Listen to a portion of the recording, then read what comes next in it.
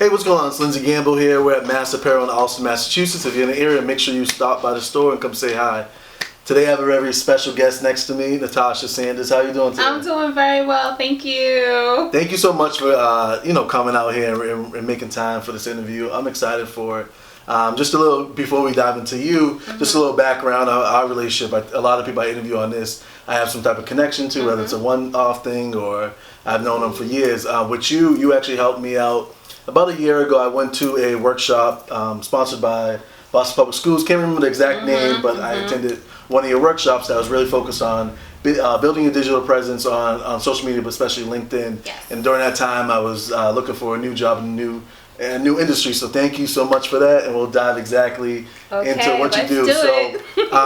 You're a career coach, so just give us a little bit about your background and what exactly you do and how you got to where you are today. Sure. So prior to becoming a career coach, I was in financial services, and then I moved into human resources. And it was at that point working for actually Macy's as an assistant HR manager that I saw a need for, in particular, students that were coming into the store applying to work there. And what I noticed is they just weren't prepared for the interview. They either didn't dress the part, their resumes weren't done very well, they couldn't answer the questions succinctly, and really didn't know how to pitch themselves. So at that time, now I wouldn't recommend this now, but at that time, those who I did not hire, I offered to mentor them outside. And so that grew because people started coming to me in the library. I was working on my MBA at the time. And the librarian would be like, Tasha, why are random people coming on campus asking for you in the library? What are you doing? And so I told her, and she said, well, that's career development. I didn't know there was a formal name for it. And so thanks to her, she really just got me going. She recommended books. She set me up on an informational interview with the director of career development at the university I was a student at. And then from there it grew. And then making it my business came because of the questions and the clients and having an opportunity to get paid for what I do. And the organization that reached out to me needed a tax ID number. And I was like, how much time do I have to get that to you? And they said, we'll give you 2 weeks. I was like, no problem. I did not know what I was going to do, but I knew someone in the state I was in had a business. So I called him and was like, I need to somehow make this a business. He was like, no problem. He sent me to his lawyer and to his CPA, and within 24 to 48 hours, I legitimately had a corporation. Wow. So that's kind of how the business started on the coaching piece, because I needed to make it legitimate in order to take clients as far as getting paid is concerned. Wow, that's amazing. As much as the research I did in our previous conversation, I didn't realize it started right off, kind of a need. But those are kind of like the greatest businesses, I feel like. A lot of people go out, they have an idea what they want to do, but there's people like you that create a business out of, a small moment or a couple of moments of people reaching out to you. Career coaching. I think there's some type of stigma that comes with career coaching, with that title. Other thing, kind of even similar to being an entrepreneur, because especially in the social media age that we live into, anyone can really call themselves that. Anyone can create an Instagram, LinkedIn, and use that as the title. Yeah, and I think it's interesting. But how do you feel about that? Where people kind of call themselves that title, but don't have the expertise, the experience, or even the results. What are your thoughts on that? As well as kind of what do you do for your own self to kind of, separate yourself from being that type of label? That's a good question, because I do think back to when I started. I didn't see as many coaches in the lane. So for me, what garners my respect for a coach is if you're certified, or if you have, perhaps you've worked in human resources for a really long time. Then because you're looking at resumes all day, you're probably certified by what they call SHRM, the Society for Human Resource Management. So you've paid your dues as far as experience in education. So for me, when I knew I wanted to be a coach, I looked for a certification. I found a certification. It's called the PARW, Professional Association of Resume Writers and Career Coaches. So I had reached out to them. I did my due diligence, looked at different agencies that certify. I chose them. They were economical. The author, Diane, is like my shiro. She wrote the actual curriculum content. And so I reached out. They were really receptive, and I received my materials. It took me about a year, and I studied. I had to do sample case studies that had to go back to them for evaluation. And then you kind of have to learn their methods, how to coach. What are you coaching on, the process of coaching, the paperwork to coaching. And we based that off of the International Federation of Coaching. Okay. So we're very connected and very we like our certification. So I think that's how I feel, and I think that's what separates me is I have a certification to do what I do, but I also have the human resources background, and I also have a passion, and I feel like it's my calling. I really feel like it's my assignment to do that. And then in addition to that, it's kind of like when you think about branding, it's not what you say about yourself, but it's what other people say about you. And so coupled with the credentials, the work experience, my calling, I have those that say, Natascha, you are an excellent coach. You were doing this before you even got your certification. And you've helped me land this internship. You've helped me land this job. You've helped me build my reputation. So with those four, I feel like it's what helps to kind of pivot me and keep me like at the top of potential amazing coaches. Maybe that's my hope. Great answer. Yeah. And so you kind of talk about what people, building a brand is basically about what people say about you. And that reminds me a lot of word of mouth. And so off camera, you said you had started doing consulting back in 2009. We're in 2018, so a lot, more than a decade from that time. How has the really industry changed? Especially, when just from knowing how things change, I think word of mouth, especially in the digital world and in social media and LinkedIn, is probably going to be an answer. But feel free to expand and give us any more insight of the changes that have happened over the last decade. So,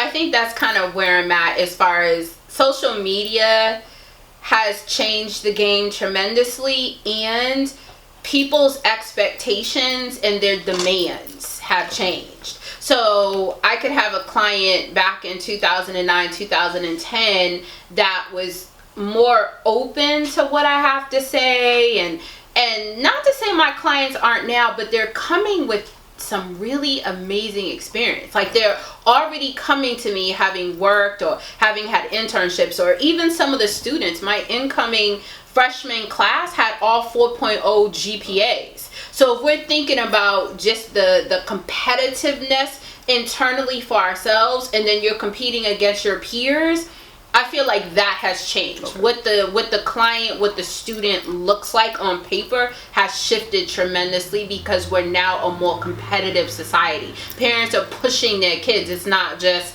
work and internships, but it's, do you play an instrument? How many languages do you speak? Have you studied abroad? So that's changed. And then in addition to social media, it's almost like if you don't have a presence, you're not deemed qualified. I mean, even not just undergraduate programs, but MBA programs, a lot of these committees, we're looking to see if you have a social media presence or a website. So if we're looking for that from an education standpoint, employers are looking, and they're looking at me too to see, okay, what has Natascha done? Who has she worked with?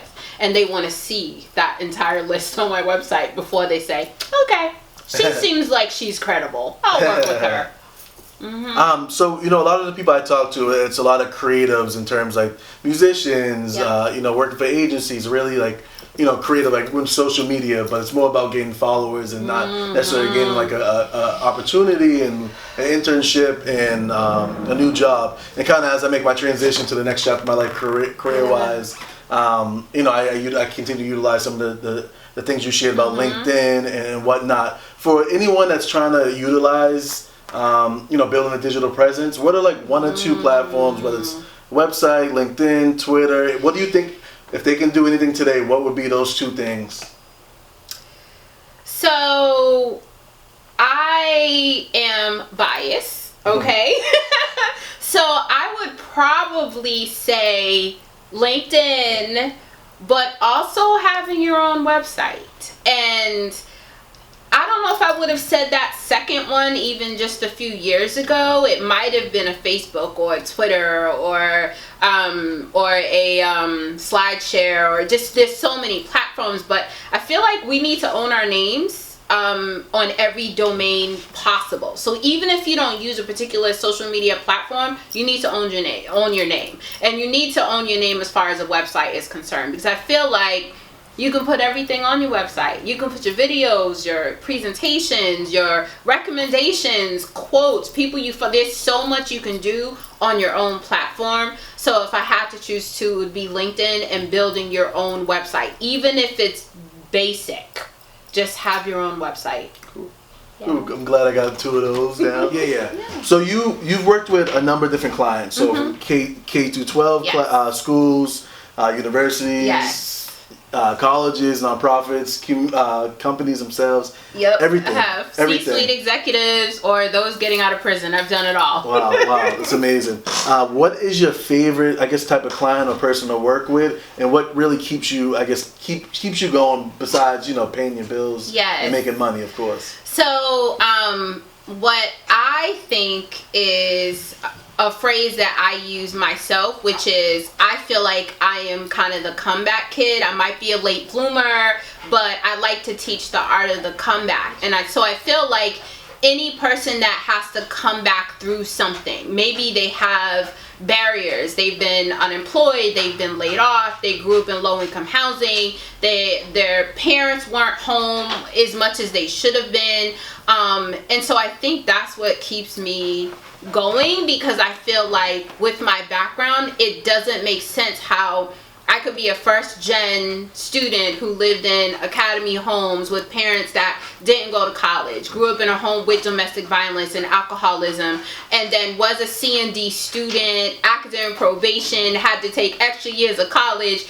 but then fast forward to I had the opportunity to sit on the MBA admissions committee for MIT Sloan. How does that happen? Or I go into an interview, my first finance interview with me and 6 male stockbrokers of Caucasian descent and me, and I have a spelling mistake on my resume, and they bring it up in the middle of the interview. And how do you come back from that? And I ended up getting the job offer. So I feel like what keeps me going is I've had to constantly come back. I can't just go home and be like, how do I start this business? I find someone. Look, can I talk to you? What do I need to do? And I trust that person to guide me. So I feel like it could be almost, I hate to say anyone, because you should have your market, which it's been students, but if you've been through something or you're like down and out, I feel like it just pushes me to want to help you even more. Wow. Nice. Yeah. Great. And you kind of bring up something else, I guess barriers. You talked, being a person of color, minority, I'm not sure, right. Some people use different phrases. Yep. And also being a woman. And of course, there's, not to go into it, there's a lot of, the environment for women is one that's really, making, it's especially being a man, it's like one that we have to really be very sensitive about and listen and figure out what we can do. Kind of just talk about your experience, from both, I guess kind of, both barriers. What has been like, some of the things that, you feel about, finding opportunities, any challenges, any progress? I'm just really interested to hear your insight on it. And so this may or may not be received well and could be a little controversial, but I knew what I didn't have and I knew who had it. So I went after who had it. Okay. So when I was working in finance, this gentleman named Doug changed my entire life. White man, very comfortably living, vice president, beautiful home, took the boat into work every day. I made sure that anything he could teach me, I learned. I used to come to work and he would leave books and newspaper articles, Wall Street journals on my desk. It meant read it, because at some point I'm going to ask you about it. In my MBA program, I had a professor, Dr. Paul Boyd. I never met anyone who went to the University of Pennsylvania. Never. It wasn't in my vocabulary. And I struggled with math, but I literally went to his office hours every single week. There wasn't one week I did not say, Dr. Boyd, can I meet with you? Not one. And he pushed me through my MBA program. Fast forward, I feel like he was very instrumental in me getting my executive education certificate from MIT and Harvard. And so through him, and then by me getting on faculty in a business school, was another white man named Larry. He kind of groomed me, so to speak, found me on LinkedIn. And that's another thing. Sometimes when people reach out to you, don't assume it's a romantic reason. Don't assume that it's something more than it is until you get clarity on that. You got to probe, ask the right questions, have the phone conversation. And he kind of took me under his wings. And it's because of him that I got that faculty appointment at the business school. So yes, it is difficult for women of color. But don't act like that's not the truth. No, it is the truth. So you need to go where you can get the push, where you can get what we call a sponsor instead of a mentor. Those were sponsors. They made a phone call. I went in, got the job. Like, it was very simple. And if I could recommend one other thing, I know we're wrapping up. One of my favorite books is by Rabb with 2 B's. It's called Invisible Capital.